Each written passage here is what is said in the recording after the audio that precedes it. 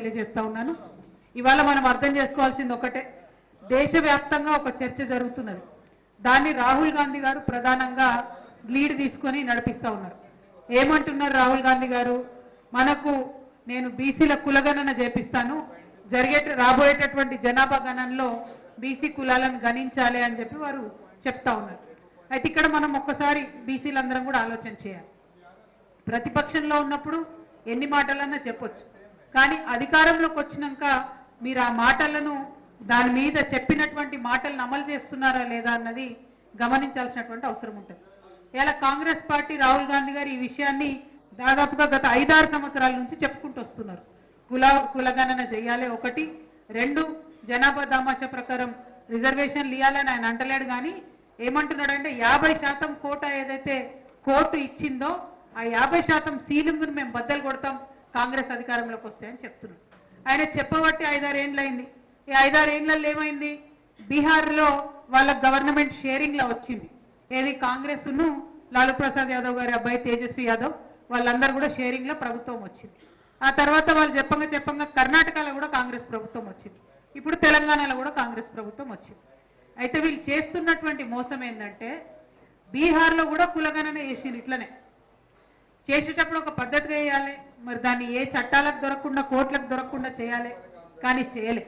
బీహార్లో కులగణన చేసిండ్రు, అది కోర్టులో ఇరుక్కున్నదంటే అక్కడే ఉన్నది. ఇంతవరకు దానికి సంబంధించినటువంటి ఏ ఫలితాలు కూడా బీసీ బిడ్డలకు దక్కలేదు. రెండవది, కర్ణాటకలో కూడా కులగణన చేసిండ్రు.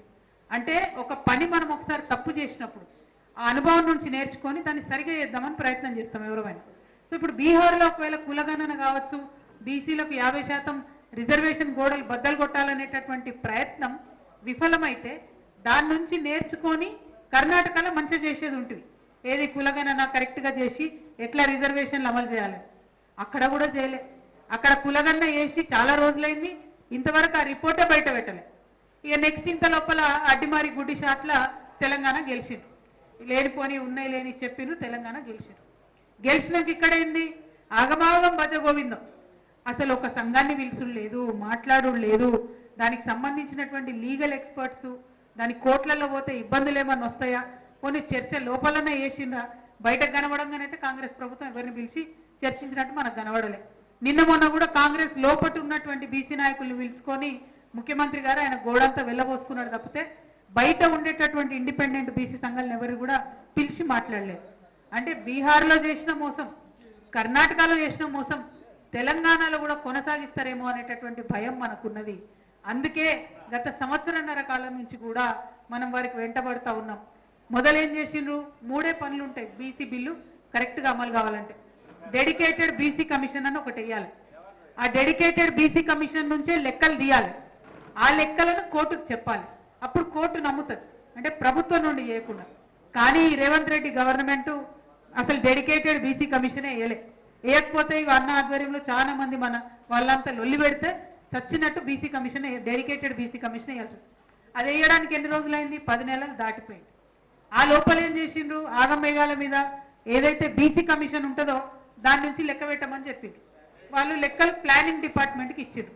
ప్లానింగ్ డిపార్ట్మెంట్ లెక్కలు చేసింది. ఇప్పుడు అంటే డెడికేటెడ్ బీసీ కమిషన్ నుంచి లెక్క చేయలేదు. సో రేపు పొద్దున కోర్టుకి ఎటన్నా పోతే మరి ఈ విషయం మీద ప్రభుత్వం ఏం వైఖరి తీసుకుంటుందో ఇప్పటికన్నా దాన్ని సరిదిద్దుకునే అవకాశం ఉన్నదా లేదా ప్రభుత్వం మాత్రం స్పష్టత ఇస్తలేదు. అయితే ఇవాళ మీ అందరికీ నేను తెలియజేసేది ఒకటే, చేసిన తప్పునే మళ్ళీ మళ్ళీ వేసి మధు ఆగు కూర్చోవా, చేసిన తప్పునే మళ్ళీ మళ్ళీ వేసి ప్రజలను మభ్యపెట్టాలని చూసేటటువంటి వాళ్ళని ఏమంటారు? ఒక్కసారి మనం ఆలోచన చేయాలి. ఇవాళ ప్రతి జిల్లాకు పోయి మనం సభలు పెట్టి ప్రతి ఒక్కరిని కలిసి అనేక విషయాలు black and white fine print ఎందుకు చదువుతున్నామంటే మోసం చేస్తూ వస్తున్నారు అన్ని రాష్ట్రాల్లో. అంటే దేశంలో ఆపోజిషన్లు ఉన్నారు కాబట్టి రాహుల్ గాంధీ గారు నేను బీసీ నినాదం ఎత్తుకుంటా, నేను బద్దలు కొడతా 50% సీలింగ్ అని చెప్తున్నాడు. కానీ ఏ రాష్ట్రంలో అధికారంలోకి వచ్చినా కూడా దాన్ని సంపూర్ణంగా అయ్యేటట్టుగా చూస్తలేదు. కాబట్టి తెలంగాణను మనం డిఫరెంట్గా ప్రూవ్ చేయాలి. తెలంగాణ బిడ్డలం మనం ఉద్యమం చేసినటువంటి మనకు ఒక అనుభవం ఉన్నది కాబట్టి కాంగ్రెస్ పార్టీని అడుగడుగునా ఆనాడు నిలదీసి తెలంగాణ తెచ్చుకున్నటువంటి అనుభవం ఉన్నది కాబట్టి ఇవాళ బీసీపీలప్పుడు కూడా అడుగడుగునా మనం చెప్తూనే ఉండాలి. వాళ్ళు ఎన్నిసార్లు చెప్పినా ఎన్ని తిట్లు మనని తిట్టినా ఇబ్బంది లేదు. తెలంగాణ ఉద్యమంలో కేసీఆర్ సార్లు 1,00,000 తిట్లు తిట్టిరు. ఏం ఫరక పడ్డది? మనకు రాష్ట్రం వచ్చింది, అంతే కదా. ఆ ధైర్యంగా మనం ముందుకు పోవాలి. ఇవాళ ఇక్కడ నాగర్ కర్నూలులో ఉన్నటువంటి బీసీ బిడ్డలందరినీ కూడా నేను రిక్వెస్ట్ చేస్తున్నా, ఈ రోజు నుండి మొదలుపెట్టి బీసీ బిల్లులు మనం అనుకున్నట్టు 3 బిల్లులు పాస్ అయ్యేదాకా మీరు మైక్రోస్కోప్ పెట్టి చూడాలి ప్రభుత్వం ఏం చేస్తుందో. అడుగడుగునా చూడాలి, ప్రతి క్షణం నిలదీయాలి. ఏదన్నా ఊర్లో ఇవాళ రేపు మనం డిమాండ్ చేస్తున్నాం ఏంది, గ్రామ పంచాయతీలలో మీరు పట్టిక పెట్టండి, ఏ కులాలు ఎంతమంది ఉన్నారు, ఎంత పర్సెంటేజ్ ఉన్నారు, ఏ ఫలానా ఇల్లును మీరు ఏ కులం కింద గణన చేసిందని పట్టిక పెట్టమంటున్నాం. పెట్టినప్పుడు మిస్టేక్స్ ఉంటే గ్రామాలలో మీదే బాధ్యత. నేను చెప్తున్నా, మేమైతే హైదరాబాద్ నుంచి నాగర్ కర్నూలు మళ్ళా రాలేము. ఇక్కడ నాగర్ కర్నూలు ఉన్న బీసీ బిడ్డలే చైతన్యాన్ని ప్రదర్శించాలి. ఆ యొక్క నిర్మాణం ఇప్పటి నుంచే దయచేసి చేసుకోవాలి. ఇక్కడికి వచ్చిన బీసీ సంఘ నాయకులందరినీ కూడా నేను మళ్ళీ రిక్వెస్ట్ చేస్తున్నా, గ్రామాలలో ఉన్న మీ శాఖలందరినీ కూడా యాక్టివేట్ చేయండి, చైతన్యవంతం చేయండి, చెప్పండి. రేపు పొద్దున జనాభా లెక్కలు వస్తాయి, మేము కొట్లాడతాం వచ్చేదాకా. గ్రామాల సచివాలయంలో ఆ పేస్ట్ చేసేంత వరకు మేము కొట్లాడతాం. కానీ అది వచ్చినాక కిందకెళ్ళి మళ్ళీ డేటా మీరే మాకు ఇవ్వాలి. ఎక్కడ తప్పైంది, ఏ ఊర్లో మిస్ అయింది, ఎవరు మిస్ అయింది ఏందన్న డేటా మీరే మాకు ఇవ్వాలి. అదొకటి మొదలు దయచేసి ఆలోచన చేయాలి. ఇక కాంగ్రెస్ పార్టీ అంటేనే మరి అన్ని రకాల మోసాలు అంతమందిని చేసిన పార్టీ కాబట్టి బీసీ బిల్లులు వచ్చేదాకా దయచేసి వెనక్కి తగ్గొద్దు. మరి వెనక్కి తగ్గొద్దు అంటే ఇవాళ మీరందరూ నాకు ఒక మాట ఇవ్వాలి.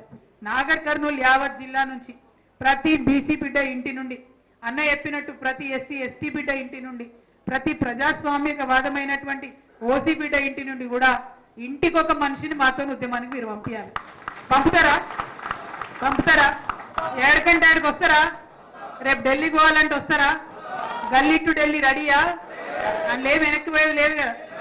అయితే అందులో 33% ఆడబిడ్డలు కూడా ఉండాలి. మరి ఆ విషయాన్ని దయచేసి గుర్తుపెట్టుకొని మరి మీ చైతన్యాన్ని ప్రదర్శించాలని చెప్పి నేను మీకు కోరుతూ, ఇంత అద్భుతంగా అనేక విషయాలు మీతో పంచుకునేటటువంటి అవకాశం ఇచ్చినందుకు మీకు ధన్యవాదాలు తెలియజేస్తా ఉన్నాను. కానీ ఈ చైతన్యాన్ని, ఈ యొక్క యాక్టివిటీని తగ్గకుండా కంప్లీట్ గా బిల్లు పాస్ అయ్యే చివరి నిమిషం వరకు కూడా యాక్టివ్గా ఉండాలని మీ అందరినీ కోరుతూ మీ దగ్గర సెలవు తీసుకుంటున్నాను. Thank you. జై తెలంగాణ, జై భీమ్, జై బీసీ, జై పూలే, జై తెలంగాణ. ఇప్పుడు కెమెరాలు అటు తీస్తే వాళ్ళు అటు వస్తారు, ఆ లేడీస్ వస్తారు. వెళ్దాము, పార్టీ ఆఫీస్ లో ప్రెస్ మీట్ ఉంది. Thank you. జై తెలంగాణ.